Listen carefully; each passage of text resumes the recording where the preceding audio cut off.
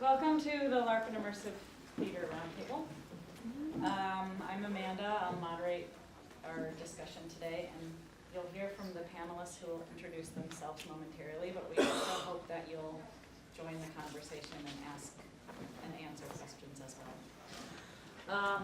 I am an elementary school teacher that uses LARP for teaching and create my own LARP and scenarios to do that. And learning about LARP made me also interested in how LARP and theater connect and overlap and speak to each other.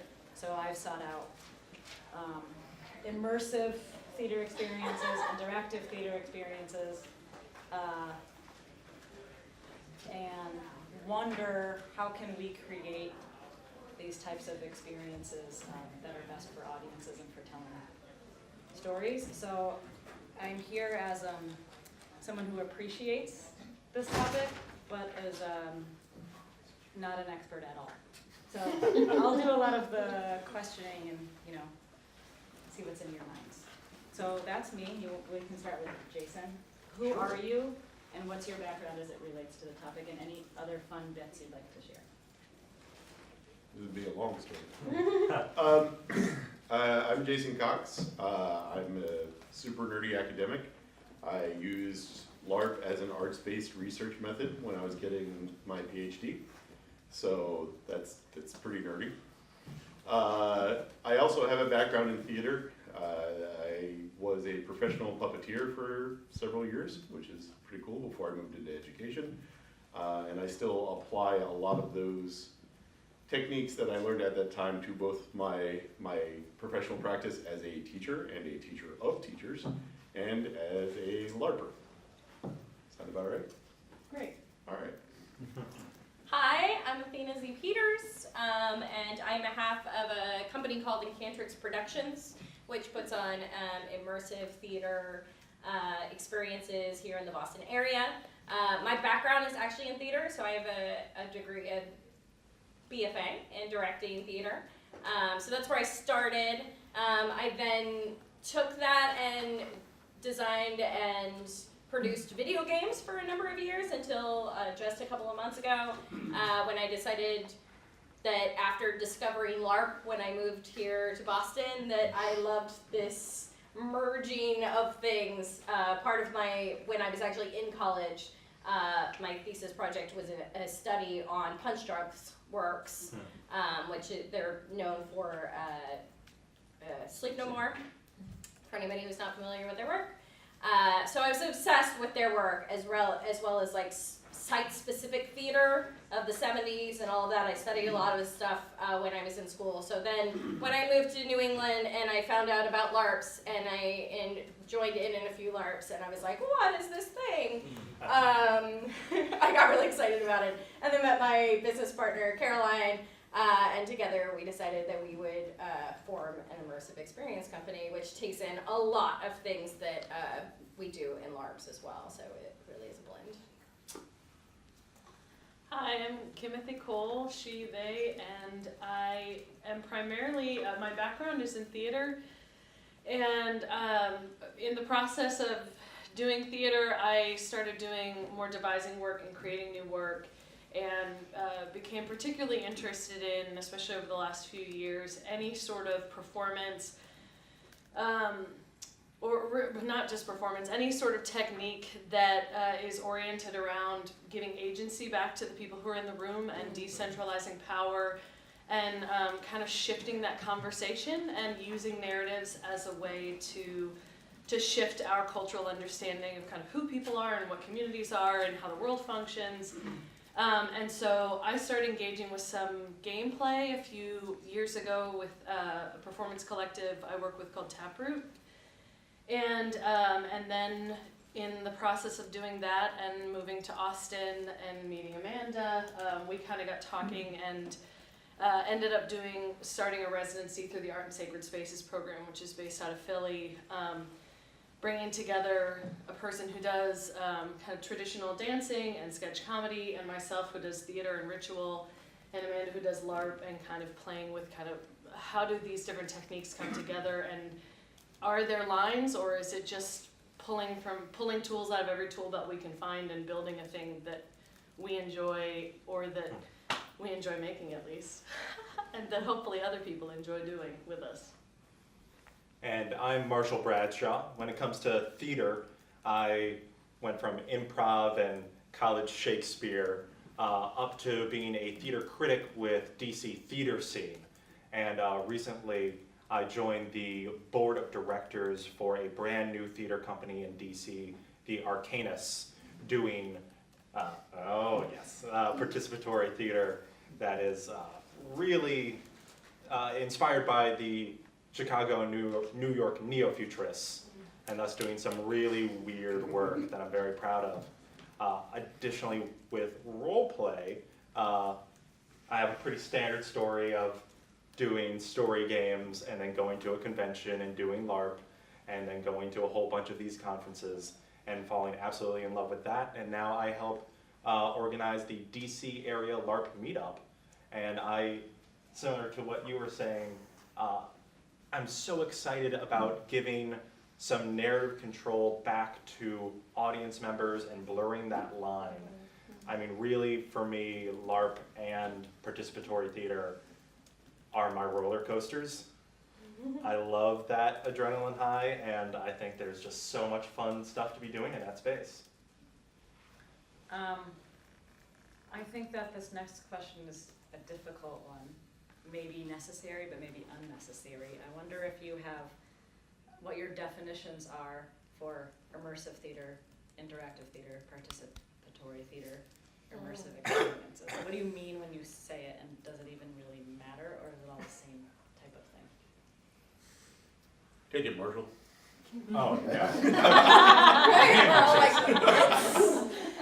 I'll jump on that grenade. I think it depends really specifically about the terms you're combining. I think a lot of what we do can be described by all of those terms. I'm more likely to use the term that's specific to the thing that I'm designing. So for me, like, immersive means that, like, you are 100% going into this world and you're leaving the outside world behind, right? Like, I'm no longer Athena, I am Stacy, and I'm now 20 years old, and I have a different job, life, whatever, maybe I live in a different world, who knows, right? Like, but I'm 100% in that, and the outside world doesn't. Interactive is like, I have some effect on that experience. I'm able to touch, I'm able to move things, I'm able to manipulate them. Maybe something that I do changes the story along the way, but but maybe I'm not fully immersed in it, right? Maybe I'm still Athena, but Athena is gonna tell Roger this piece of information, and that's gonna change the way he reacts for the rest of the story, right? So that's interactive, right? And then, I think theater versus experience really is like, what's the environment you're putting it in, maybe. LARP, I expect there to be more game elements to it versus like those. So there's actual, like, maybe there's actual skills, or there's actual, like, goals that you have to do that are explicitly stated. So I think that's where I would use those terms. I think there's an interesting thing also where you can have theater that is interactive without necessarily being participatory. Yeah. There's a fair amount of things where I look at Augusto Boll's work or Brechtian drama, and I say, this is theater being done to people. It is interactive, but agency isn't really the goal in quite a lot of them. So there's I think it's a thing where you've got numerous styles of theater that are related. And in terms of LARP, I differentiate LARP from theater, but I think that certainly there's things that LARP can learn and take away from each of them in design and in terms of play. But I think one of the interesting things, I talked about this on the bus ride over, is that there's a kind of conceptual bleed between them. We can separate them out, and I think that your definitions were, number one, awesome, but that there's always, they're so related that there's a shades in between them. I find a huge distinction is how much improvisation is brought into the piece. if the audience members can only choose between really pre-packaged scripts, that feels very much more like theater. And then once you actually allow yourself to improvise and go off book and change the plot, that's when it becomes a LARP. Additionally, I find that the amount of role play you ask of audience members is a huge thing that makes something, start to get LARPier. Arguably, there was H.T. Darling's Incredible Museum in Baltimore by Submersive Productions, which very much took a lot from Sleep No More by Punch Drunk, but also gave you a little name card that had like the Honorable, H. Georgetown or some fancy name. And a few people kind of took that as a cue to, oh, I am this justice that is invited to this museum that has just opened, and I'm going to try to play this character. Whereas others were just like, okay, here's a name tag, I'm going to watch the show. Which gets into the idea of, for those two people, are different words necessary for describing the same show? Yeah. Yep. We experienced something like this in Austin. There's something called Performance Park at the Vortex Theater there, which you enter, you get to put on a costume, you get a character and some information, and you can interact with the actors who are improvising. But they also have a story with some set things in the plot that are going to happen, and you can't really influence what happens as your character. So I'd say it's an immersive experience, but I try to LARP that thing out. Yes. I put on the costume, we made up names and a story of like how we were related and why we were there. And I think some of the actors thought it was charming that I was really trying to interact with them and like change the game and free the queen that was trapped someplace, and they're like, you actually can't do that. I'm like, but I could just go up the stairs and save her. You can't do that. But some people really loved just having on a mask and a costume piece and being inside the story and getting to choose where they go in the space and play the games that they could play. They got to like choose their own adventure, be in it, and pretend a little bit, but they didn't want it actor, improvise, or LARP. So people had very different experiences in the same story, and I think that that's okay. It was okay for me. I think if I was able to do a little bit more, it would have been more enjoyable. I feel like, in my mind, immersive to me is the whole thing surrounds you, but you have no agency to change it. Like that, in my mind, is what it means. And in part because there's this, I'm not going to remember the name or any of that stuff, so this is totally unhelpful. But there's this amazing blog post where there was somebody in the California immersive theater scene, which is thriving. It's pretty amazing. And they were talking about that what makes a piece immersive is that the set or the environment is a work of art. That you can like go through drawers and that everything, all the details are there that on its own you could just walk through. Which I think is actually one of the reasons why I have moved away from wanting to do immersive stuff, because I'm like, that is less interesting to me than the stuff where it's like, let's talk, let's create something together. And sometimes in my mind, there being so much detail to the space can for me personally, and I think so much of what I create is just like the stuff that I want to do, that sometimes that can make me feel like I have less that I can do or say or be in a space because there's so much that's been defined for me about how the environment works. And so in my mind, like immersive is far less participatory, whereas participatory theater is like, it's more boal. It's more like we're maybe just going to be in this room and we're going to tell this story together, and I can do it with 4-year-olds or I can do it with a group of adults, and we're gonna do this thing together. There's a lot less hierarchy and sort of who has control over what's going to happen in the time that we're together. Your definition presents some interesting connections to things we normally don't really think of as theater. One of them being, draft rooms, because they often give you name tags. They're like, you are this, and they're like, sure I am. But the role playing almost never comes up because that's in opposition to that stupid clock. But then it also reminds me of Meow Wolf's House of Eternal Return. Name check for my College of Extraordinary Experience, people. Which, has a story built into it, but you have to really look for it. And it's primarily what you do is to go to be in the space. And your identity is tertiary, ancillary, doesn't really come into play. The space has its identity. You have a question? Well, I was just, theater, since it's performed for an audience and usually people have paid and you have to kind of provide a consistent experience. Because I was thinking, so I went to Sleep No More and I kind of liked that there was nothing I could do to screw up the experience for anybody else. Like if I tried to make up this own little story, and just suddenly, I don't know. So it's a little bit risky, but you like that. I think a lot of that is also in setting the definitions. I would also say before I set a definition, I need to know who my audience is, right? That's the other thing. There's several things that we design, even within my circle of designers, right? That span across this definition, across various definitions, right? And I think it all has to do with who's the audience we're presenting it to.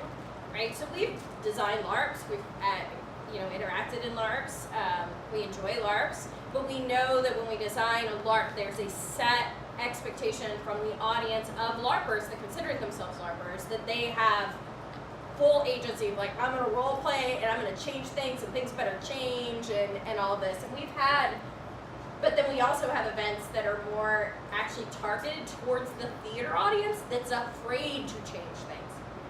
And so we know we have to hold that back. And we've run into the problem sometimes where our LARPer friends will come to one of our events that's really targeted towards those people who would never consider themselves LARPers or anything. They want the more murder mystery dinner experience, right? We're trying to push them a little bit, but at the same time we find our LARP friends come in and they're like, why can't I change all this stuff? And it's because we love you guys, but this is not what we designed this experience to be, right? Because we have to find because you have to adjust for your audience, and this is going to be the bigger audience, so this project is for that bigger audience. Do any of y'all have good design patterns for designing experiences that hit both audiences? So having agency for those who want to engage, but not an obligation for folks who aren't comfortable? Yes, we have different ticket types. So that's something we're experimenting with right now, and we've seen a couple other groups in the area experimenting with this as well. You have a base ticket that's an observer, right? Come in, observe, see what's happening, maybe talk to a few people, but don't feel intimidated to do anything. Maybe for another $10, right, we'll add in there that we now gave you a little character snippet description. Maybe we give you a goal. Right? And then now you have a little more guidance and that mental okay to go in and mess with the plot, right? And we're starting to see how people engage with that. I have a game coming up called Romancing Gin, which I ran at Intercon as a LARP. I'm now bringing it to Incantrix. We're hosting it in this gorgeous old house with a full dinner and an open bar and everything, so you get the full Regency Ball experience. And I have 2 ticket types. I have people who just want to come enjoy a Regency Ball, and then I have a ticket type for people who actually want to play the matchmaking game. And those people, I will give them a little character, I will give them skills, and then they're trying to find a match during the game. So they're playing a game, right? And we'll see how that works in the balance, but that's one way to separate that out, right, and get both of those audiences at the same time. For the Arcanus, our flagship show is the tarot reading, which the basic setup is we have a variety show where you have 7 different performers perform 3 mini plays that are about 2 to 5 minutes long. And when you walk in as a seeker, so you bought a seeker ticket, you're handed a tarot card. And when your card is pulled, you go up on stage, you sit in a chair, And that play is done for you. One artist, one audience member, and that one like experience with that shared attention given to each other. And then the rest of the people there are either seekers who are waiting for their turn for the card to be pulled, or they are witnesses who just said, I don't want to be pulled on stage, that's too much for me, but I do want to check it out. And for us, there's no difference in price. And the vast majority of our ticket cost is just pay what you will. And one of the cool bits of design there that I really loved was during our 2 intermissions, you can choose to upgrade to a seeker if there are any seeker tickets that are like remaining. Right. Normally if someone like unfortunately wasn't able to attend. And in that way, people are able to calibrate their own experience and say, okay, I watched the first third, I have to get in on this. Yeah. And I think whenever a experience can offer choices and allow audience members to engage their level of comfort, Yeah. you're going to have a really cool space and be able to get people to do something that when they walk through the door, they may not have thought they were capable of. Do either of you have a sense of what percentage of people are choosing to participate versus witness when you offer these different types of tickets? I will have to get back to you on that, because this is our first experiment with that, with getting these 2 tiers, so, yeah.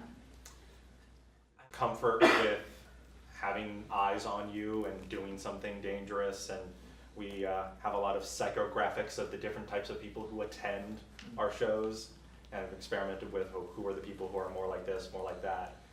And it's been fascinating to try to design each of those 21 plays to give something to each of those types of people.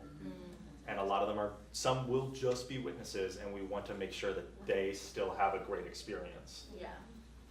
Yeah. Oh, go ahead.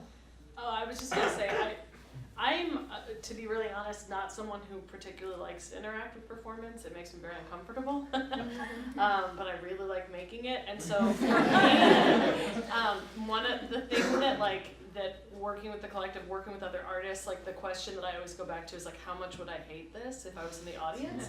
And like, how do I build an experience that I wouldn't hate because that makes me so uncomfortable? And that like, if they're like, but we should have them tell stories. I'm like, right, but what are the 10 steps that get them there? Because you can't ask them to do that, because there are going to be people like me in the audience who go, I'm not walking into this room with a bunch of people I don't know and telling you a story. I'm just not going to do it. Yeah. Which is what I'm doing right now, so maybe that's a lie, but but it's different. For me, it's like there's a lot, and this comes from some of the ritual background that I have, but like using permissive language of saying like, and now I invite you to close your eyes. And so if you're the person who sits there and doesn't want to do that, like that is the choice that you've made. And if you're the person who does, then that's great. Or if it says like, and now I invite you to do this thing, that like, no one has to do that thing, but everyone who wants to. So if at some point they decide, we did one where the whole thing was just these different games, and it like existed within this narrative, and it was like, if you want the possibility of being chosen for this thing, you put your name in this jar. If you don't, then you don't put your name in the jar. Like, you still get to watch and have a good time, but that there's like, but even within that, there are more opportunities for you to participate in smaller ways, and in large part, most of the time that things like that are built in, or because I'm like, no, if that's the only option, I would hate that, so we can't do that. It makes me think of design thinking, where one part of that process is making personas Yeah. of all the different audience members who might show up, making characters of them, and then designing with those many people in mind to make sure there's an entry point for everyone. Two things, just a quick, there's a piece that's run in Boston every year called Club Drosselmeyer. And they added a really nice thing, kind of with my urging, of having an optional character card that you could pick up any time during the evening. And it gave you other characters, including actors, to interact with. So if you wanted to get, but the nice thing is it wasn't gated, and it was also like, you could in the middle just suddenly decide you want a character and get one. It worked really nicely. I wanted to shift gears a little bit and go back to some discussion about the environment. When I first went to play Sleep No More, or see Sleep No More, I spent like the first 20 minutes playing an adventure game, and I was very frustrated because even though the set dressing was beautiful, it was completely meaningless. It had nothing to do with the story in any tangible way. And I even tried to make it by opening drawers and looking at things, and I was like, this is just set dressing. It's really nice set dressing. But I was wondering if you guys had any thoughts about ways of having the environment also be more interactive and more engaging, as well as the actors. I think you talked about site-specific. Yeah, so I do a lot of, I've done a fair bit of site-specific work. Actually, when I was in Austin, I used to work with the Shakespeare troupe called the Baron's Bin, and we had our own Shakespeare Globe built on the lake, and me being the stubborn person that I am, I did 2 plays outside of the theater because I was like, well, I don't know, I want to play around on the grounds outside of the theater. So I was still on the lake shore, but I was playing with other build-aids. I did a walking version of Romeo and Juliet, where basically the scenes took part all across the grounds at different points. So I think a lot of it's about when it comes to like site-specific and our experiences, like I do a lot of trying to find a location, especially because we don't have a set theater to work in or a set space. I do a lot of work trying to find what is the right environment to tell this story, and then I try to then find that environment that matches. We're actually starting to do some work with the New England Historic Society, where we'll be hosting our Midsummer Masquerade at their Eustis Estate. And we're trying to do a little bit more of our story having to do with the story of that house it's taking place in, because it's like, oh, what great content is already provided to us, right? Like this is a house, real people lived in it, things happened here, those people were involved in stuff. Like find ways to pull that into our narrative also then gives reason for people to explore that space more, building like scavenger hunts or puzzles around like going and checking out the various points that the museum wants to draw your eye to is super helpful. Actually, Killian, who was supposed to be who I replaced in this panel, that's a lot of her work, right? From going into museums and doing that kind of thing. So I think it's really like for me, it's about matching my space to my story as much as I can. I worked on a project a couple of years ago called No Vacancy, and we basically had an empty space. And the collaborators I worked with were visual artists, and they built like 1,000 square foot art installation that basically was set up like an old hotel. And each room was done by a different visual artist, and then we created the sort of interactive performance that happened in the rooms off what the visual artist did. And it was a really fun collaboration because we sort of worked in reverse from what we were used to, of like we'd come up with this thing and then someone would help us figure out like what does the set need to look like. But the result was, what was so nice about it was that like one room in particular, the artist had filled the room, these like suitcases and drawers with old photographs and these like maps with certain lines drawn, and there were old or like composition notebooks that were full of writings that he had created to fit into the space. And so if you were one of the people that wanted to look through stuff, in the process of looking through, you found out who this person was because it was the only room that didn't have a character in it, because we felt like the character already was in it. Yeah. And so like, but that to me was only possible because we worked with a visual artist who was thinking that way. Like, I don't think I could have done that. And so I feel like there's an element of that that's like collaborating with someone who just absolutely thinks about the world in a different way. I feel like makes some of that more possible. I have a whole lot of thoughts about transforming spaces, mainly through the context of the Larp lens. I'm going to try and keep it concise, because otherwise I'll just give you like a 50-minute lecture. Well, okay, so for one thing, one of the reasons that costume, even a small costume, matters in quite a lot of LARPs, I don't think it's required, but it does help, is because when you put on a costume, it modifies how you act. Like, if you wear a lab coat, you act like you think a person in a lab coat ought to act. And when you have a space that suggests certain behaviors, you react to that space, whether or not it's just set dressing. If you have the ability to transform that space in such way, or learn from it, then it creates an additional investment. This is not always expensive. On the one hand, you have something like College of Wizardry, where you have the very big castle, or New World Magiscola, which takes place largely on college campuses, which does foreground certain thoughts. Most of the professors come in, they transform the rooms, and try to foreground different ways of engaging with the concepts that they're putting forth.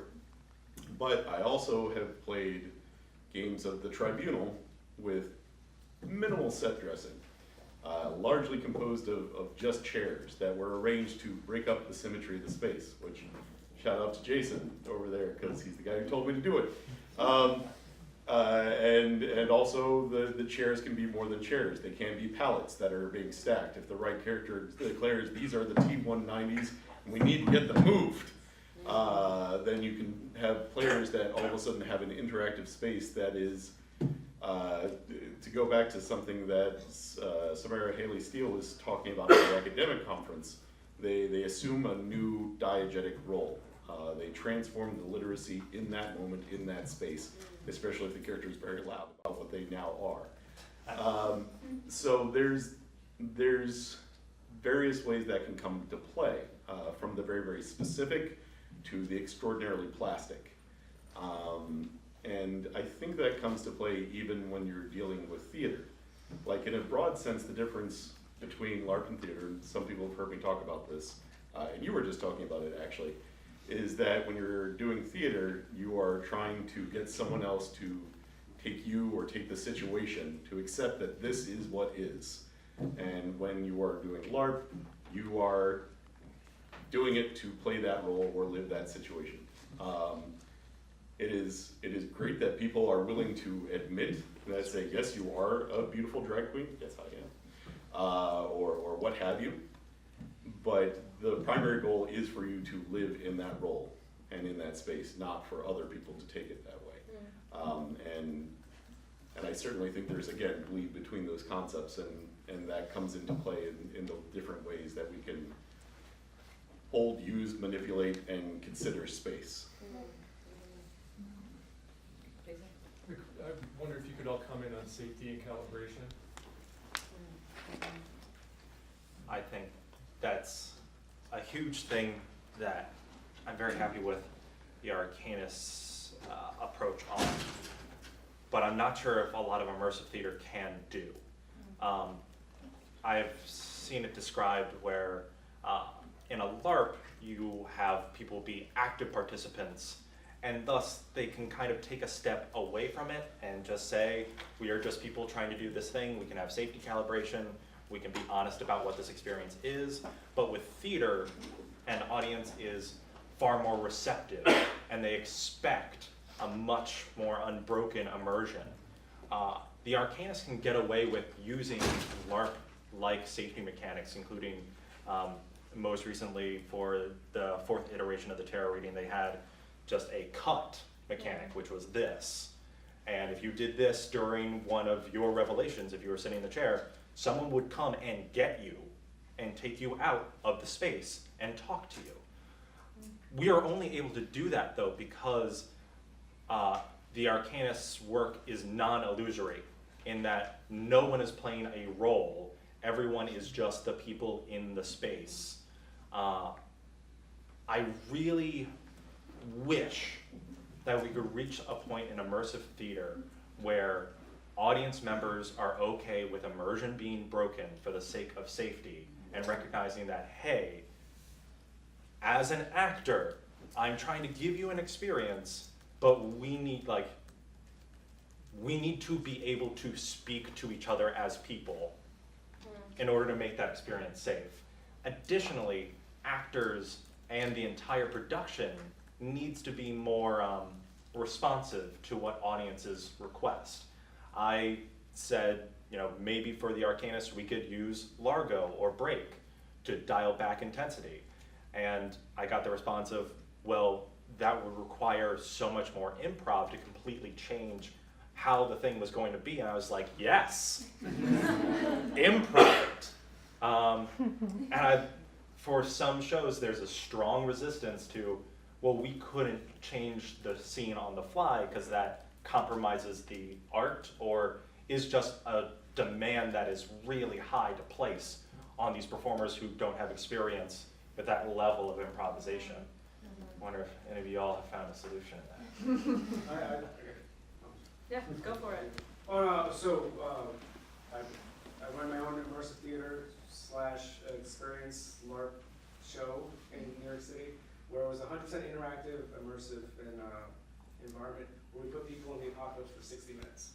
And what we did, it's 99% unscripted, so it's all improv, with just some guidelines and everything like that. But our basic safety thing was that people could just leave anytime. They say, take me out, and we only had one person at 1,600 do that. And that's how we do safety. But for the actors, we needed 40 hours of training per actor on customer service, basic psychology, elicitation tactics, safety, risk assessments, everything like that, to get them in the state in which I was comfortable with them in a fully immersive environment, participating with the guests safely.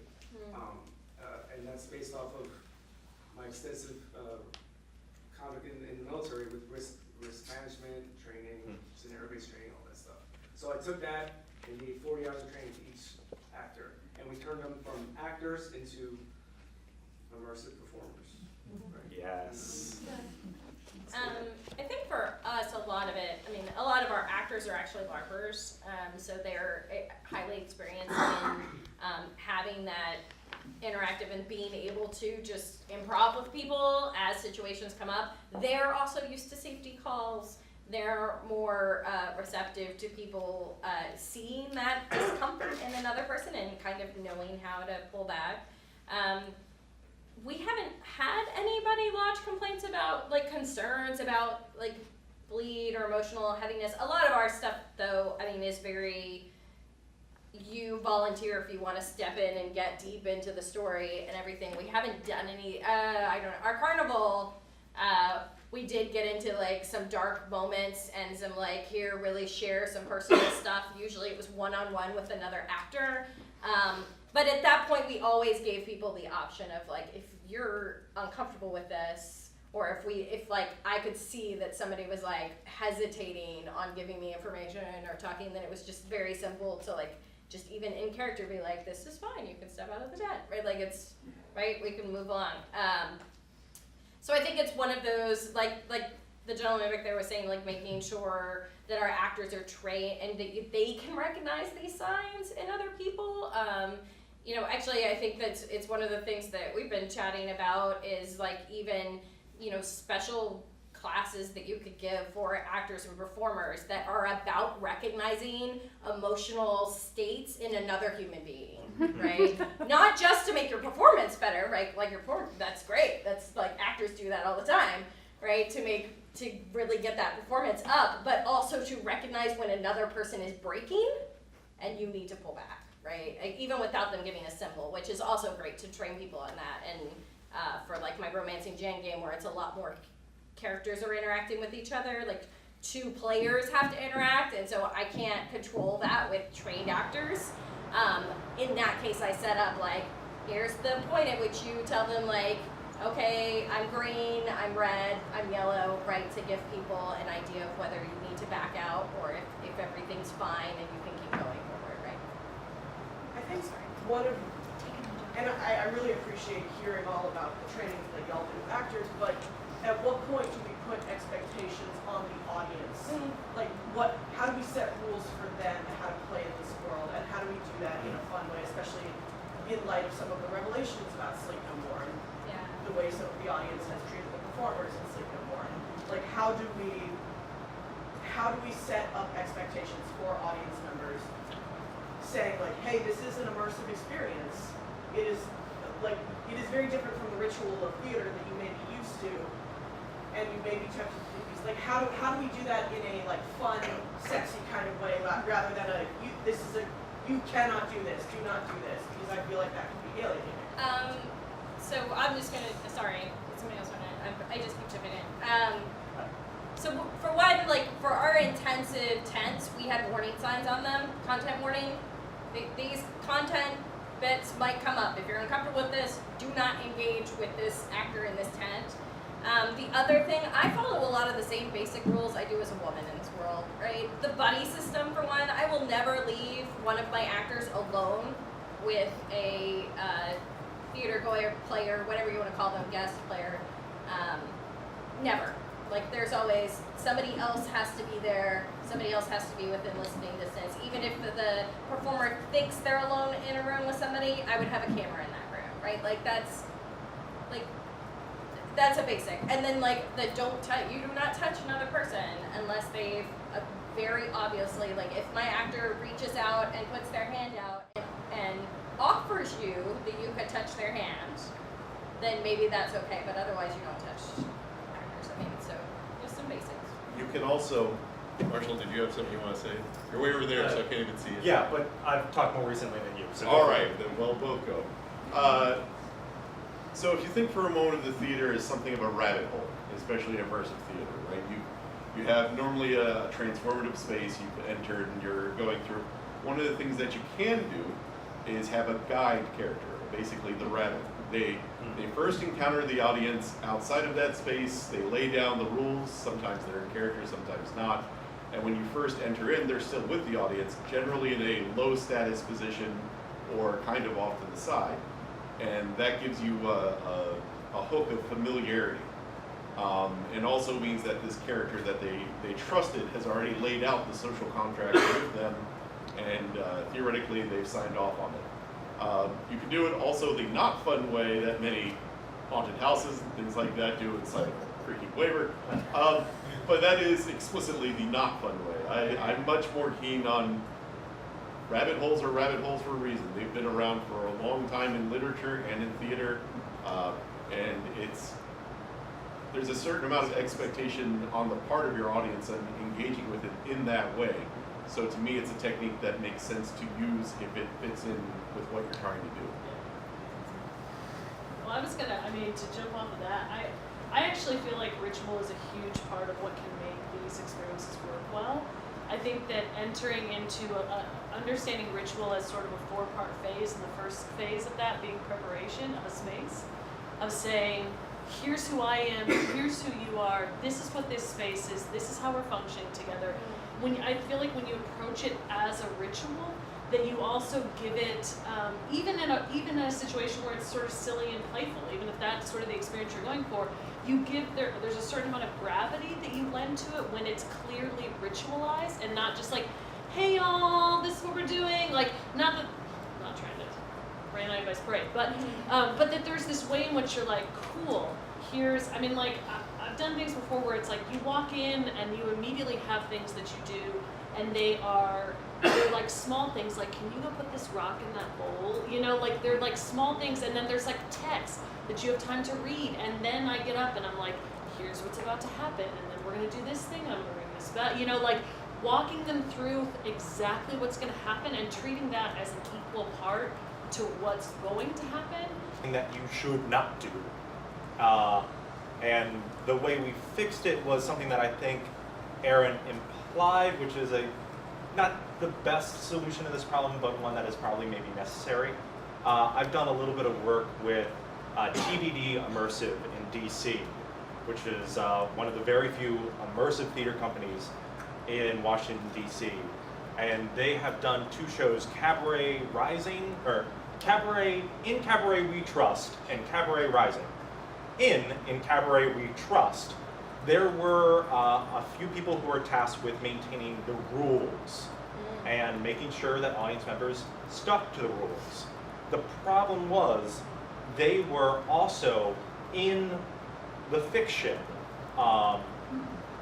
low-rank women who could not speak.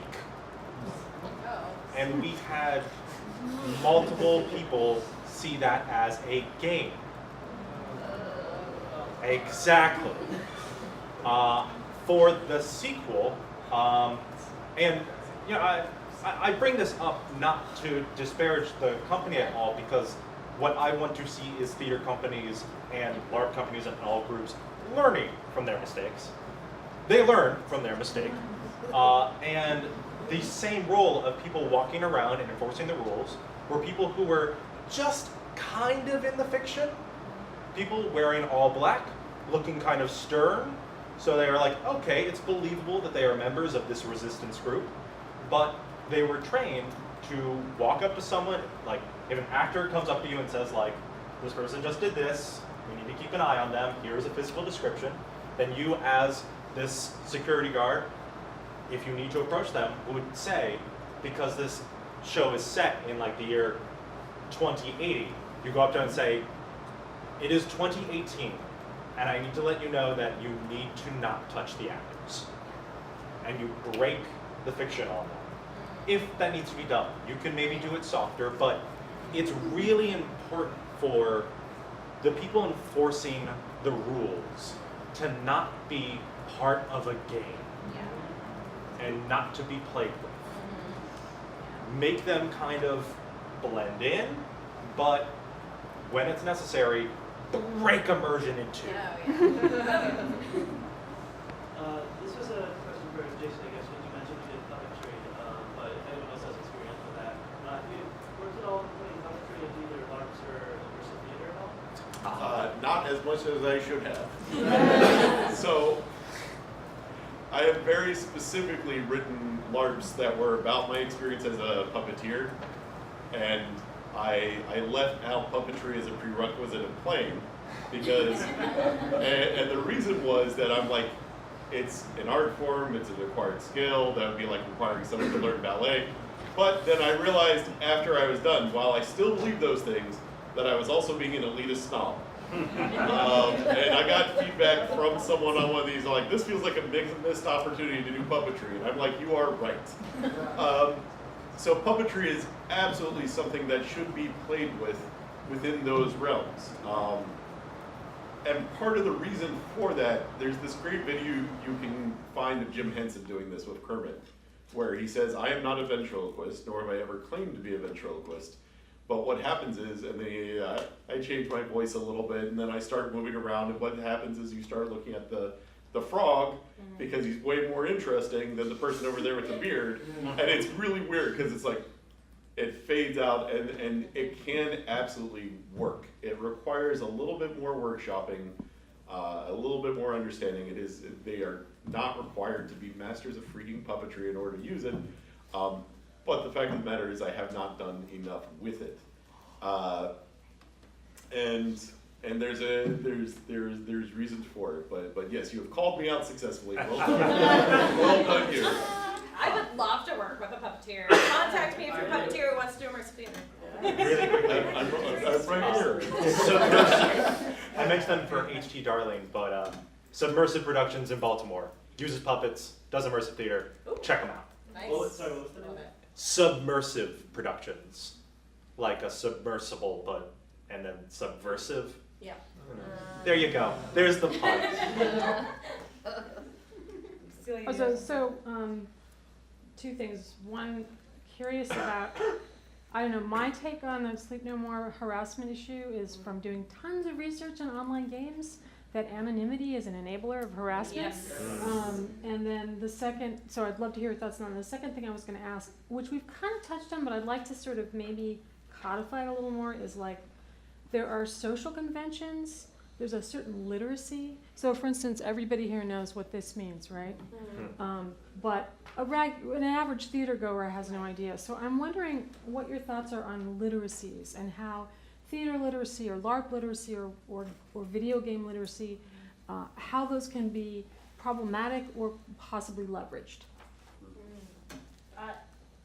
I can only, I guess I'll just say this about the theater literacy is I feel like a lot of the things that we would consider theater literacy are potentially really damaging to our capacity to have a real interaction and to really see one another in spaces where narrative is happening, largely because we've set up a power dynamic of you get to say things and I get to watch, and I sit here in darkness and you are up in the light. And I think that for me, part of the reason why I started getting into some of these things was because I find that to be troubling and problematic, in large part because the vast majority, not exclusively, but the vast majority of the American theater is largely built around the patriarchy and white supremacy and ableism and heteronormativity and a lot of things that are just not inclusive or at all welcoming or inviting for a large number of the people in the population. And so I feel like in my work, more often than not, what I'm trying to do is to be like, how do I've gotten to the point where I don't really do stuff in theater spaces anymore, because I did a show in theater spaces last summer, and what I found 100% of the time was that it was so difficult for a real connection to happen in those spaces, whereas when I would do it in a dive bar, oh my goodness, like people were holding hands, they were interacting, like people are so hungry for that, and the theater does everything to make them feel like they shouldn't do it. And again, I know that's a huge generalization. I know there are lots of amazing theaters that are trying to push past some of these conventions, but for me, I'll just say I feel like it's hugely damaging, and it's the reason why I'm looking at other techniques and other conventions and other literacies. So I would give you over here. Sorry, you had a question. I was going to answer it. It's still Jason. Oh my God. Any Jason can say something. All right.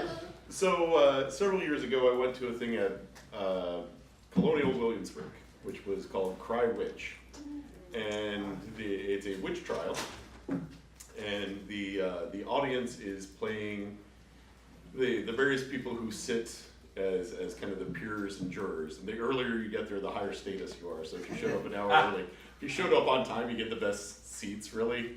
And also you're supposed to outrank all the nebbishes who showed up late, those suckers. And it has a couple of things that we've talked about. The space encourages you to act a certain way. There's the people playing characters are the judge, the bailiff, the prosecutor, the witnesses, and the person who's being accused of witchcraft. But the majority of people in there are all the people who paid to be there. And in terms of enforcing behavior, there's a couple of things acting on that. And one of them is, again, the environment. It's a courtroom. You are encouraged to act as if it's a courtroom where the bailiff will yell at you. But also there's the judge.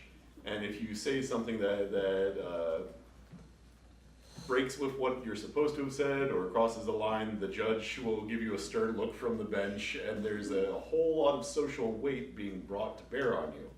And it's a very competent actor, I will tell you, because I stumbled over something, and it was like, ha, ha, ha, ha. They made fun of me, and then like my face turned beet red. But it was still,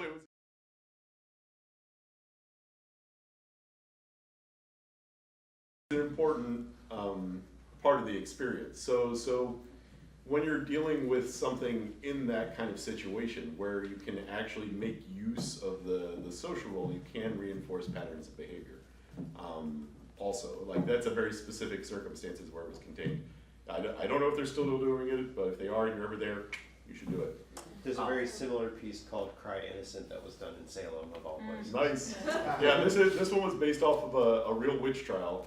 More than half the time, people at the end vote to condemn her for witchcraft. The bailiff starts off by saying, "This is the world. This is what you believe. Witchcraft is a real thing, and you know it because it is this year." The evidence is pretty overwhelming, you guys. But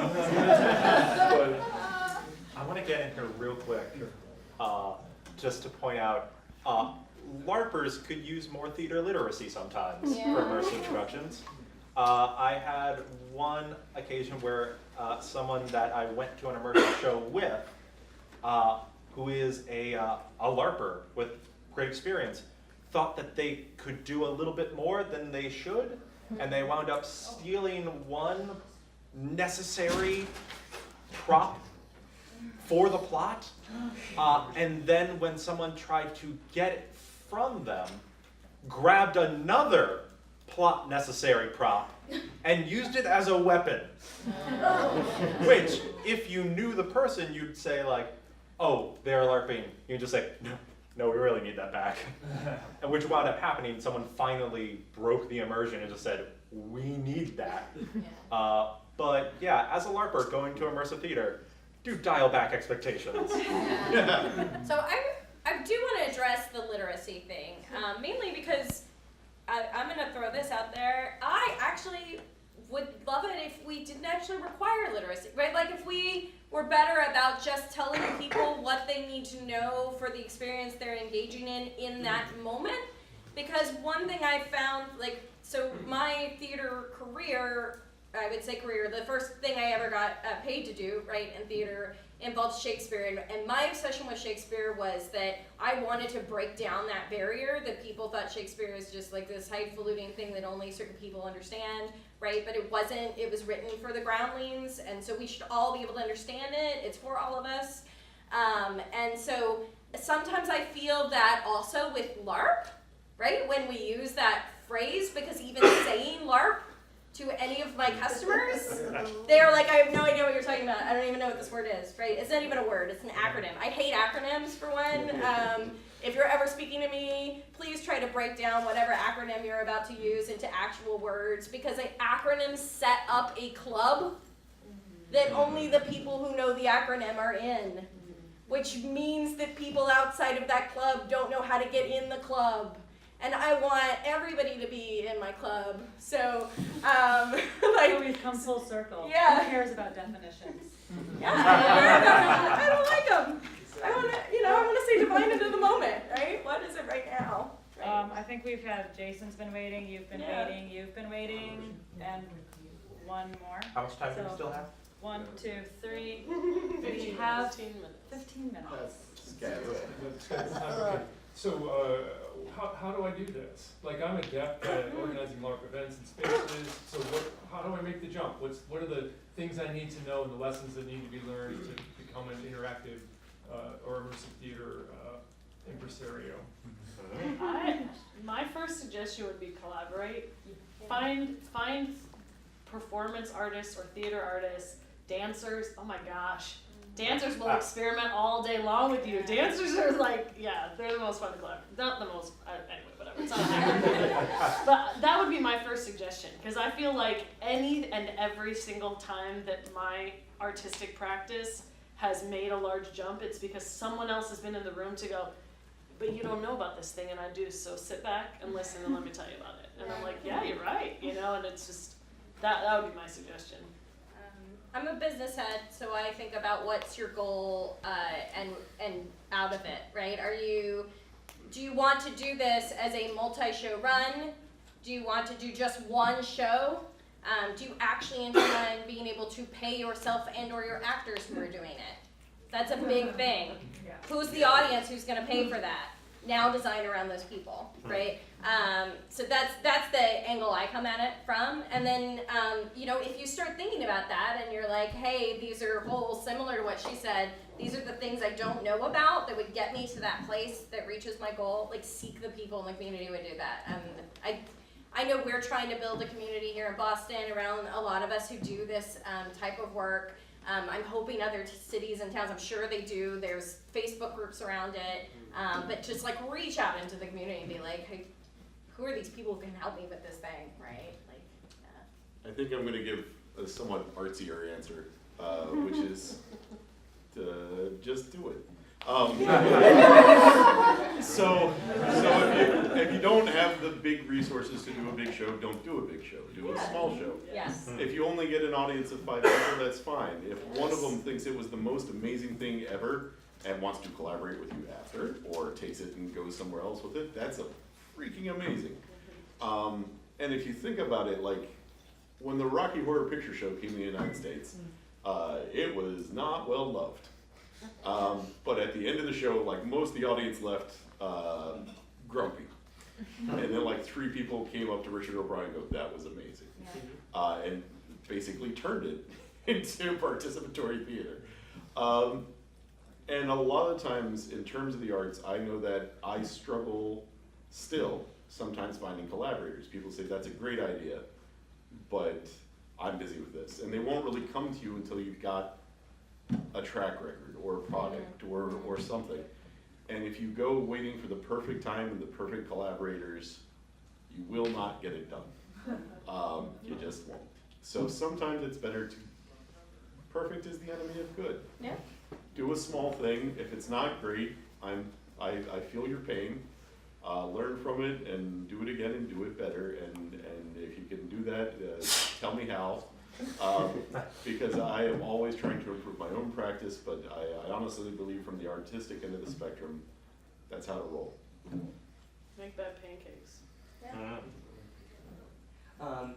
My question is very much focused on practical and process in the design portion of it. So, what favorite design tools, frameworks, etc. do you use as you're crafting a piece, especially when one that involves heavy improv, when just like a simple script, like a traditional theater script, is not the tool we're using?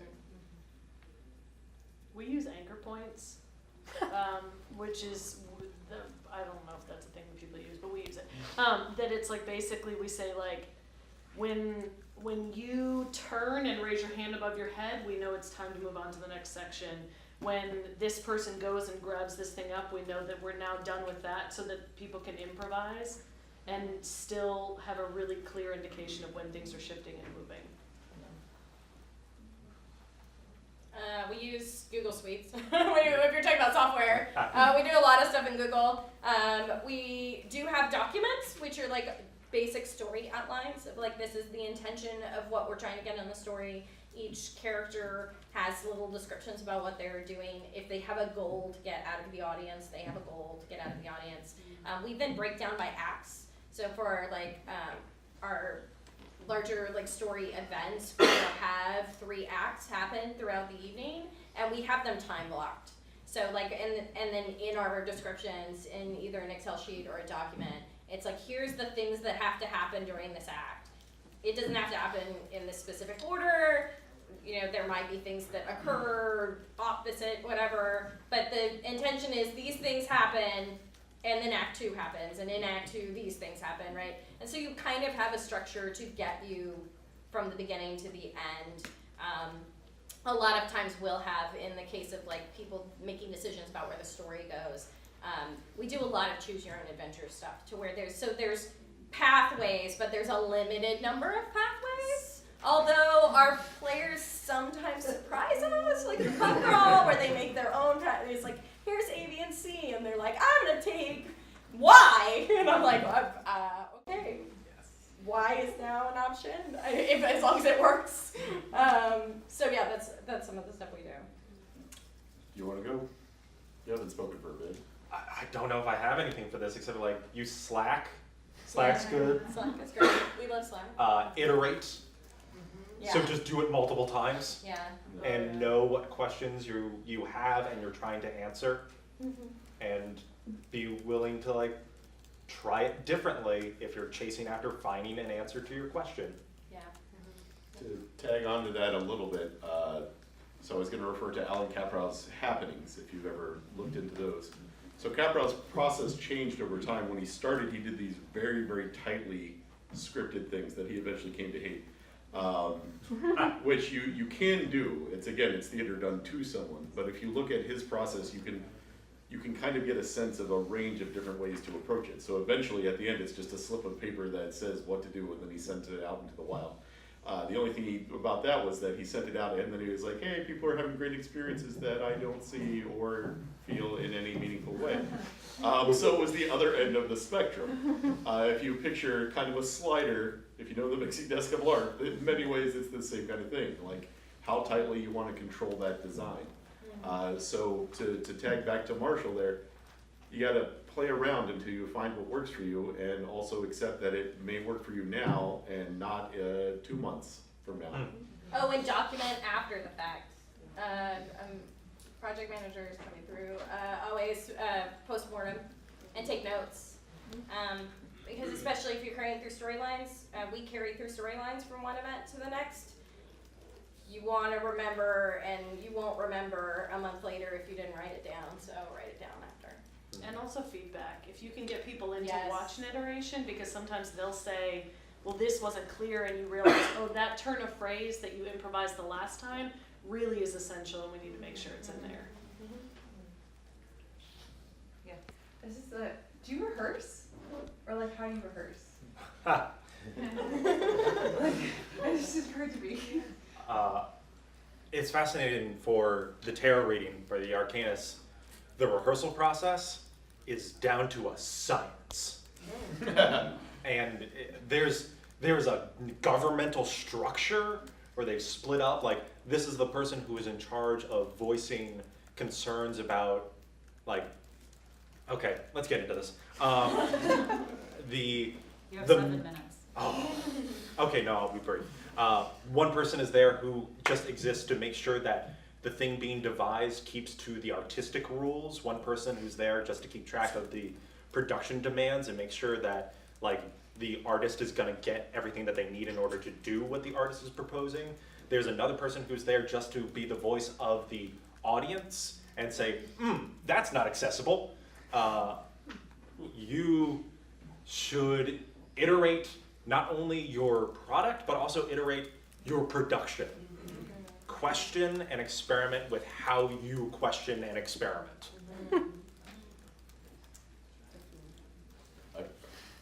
I really love that. I like it. It's a little like Commedia dell'arte in terms of filling different archetypical roles. It reminds me of playing with intent in terms of how you assign different jobs within it.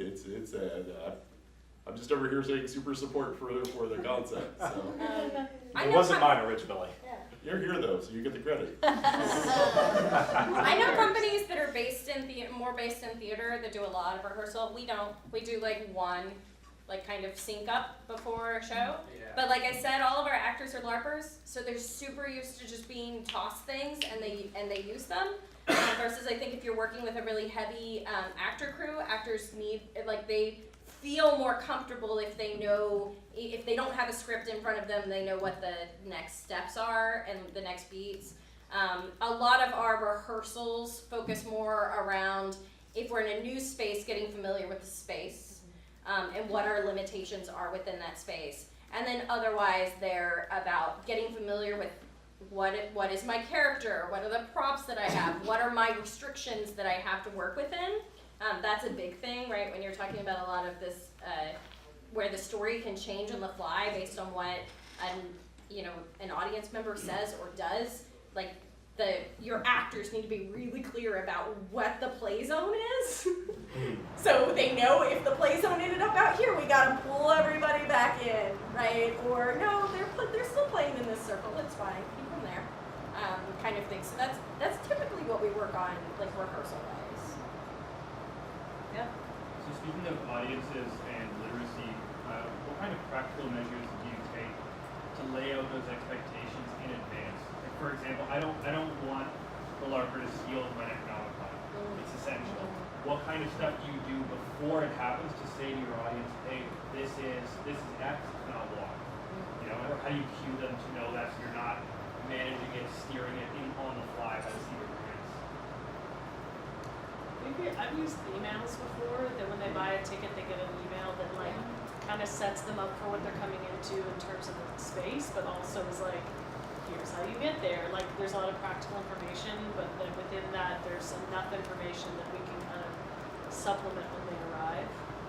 And that, I don't know that that's hugely successful.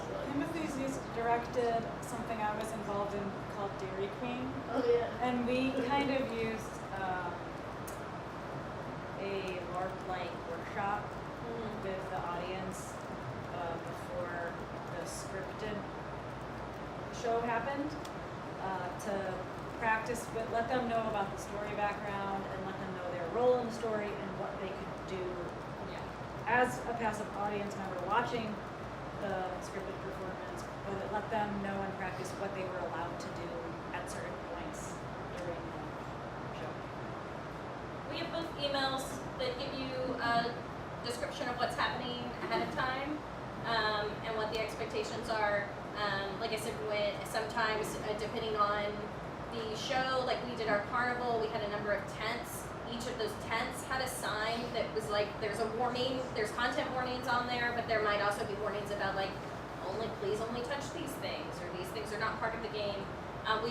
We do a lot of things in historical homes, so a lot of times we'll also then have, like, when you come to the show, you will usually run into, I love the term rabbit that he used earlier, that's a kind of in, kind of outside of the world character that gives you the rundown of, hey, you just showed up and this is kind of happening. So you you kind of want to throw it out in multiple ways because as I found some people are really good email readers, some people don't absorb anything in an email, some people listen when you talk to them, some people don't, right? So you have to like throw it out in multiple ways so that you catch everyone on what their actual learning type might be.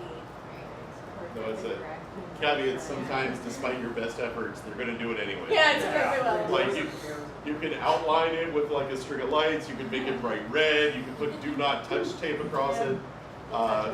The Meow Wolf Collective talks about how there came a point where people said there's clues in the pillows, and people literally took the pillows and ripped them open. They'll pull things off the walls that are screwed on, and then they have to go through at the end of the night like freaking house elves and fix it all up. That makes me so happy because they thought, they believed in the magic that much. Additionally, I think if people aren't aware of the social norms for an immersive theater event, it's helpful to give them a role or a setting that they can kind of understand and also make them lower status. Cabaret, in Cabaret We Trust had people coming in as these social elites who then had the guards that I mentioned were this strange thing and they didn't know what they could get away with them. In the second show, Cabaret Rising, they were recent recruits, foot soldiers, who are here to watch a cabaret and go to a marketplace. And that puts people in a much different mindset than you are an elite. Yeah. So try to maybe put your audience members in a place where they're like, okay, I don't think the character that I've been given could get away with this. There is 1 minute. Does anyone on the panel or in the crowd have final thoughts or opinions? I don't think This person at Yes, the front row. I have a quick question, which is just like, what is the next thing each of you are doing and where that people could potentially go to? That's good Is final that okay? Okay. Okay. The Arcanists will be doing another iteration of the tarot reading soonish. The question we're going to answer is, can we do an entire month-long production? So keep an eye out for the Arcanists doing the tarot reading in Washington, D.C. I am working with Amanda in Austin on a new piece that is going to have things in it. It's pretty early. We meet once a week and we do things. And we do things and we make things and there's lots of notes cards of writing on it.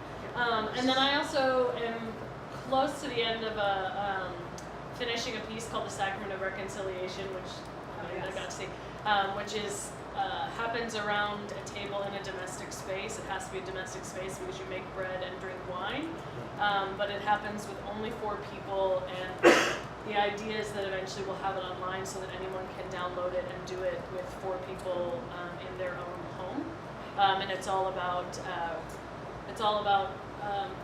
being vulnerable and giving forgiveness and receiving forgiveness and kind of how that helps us build communities.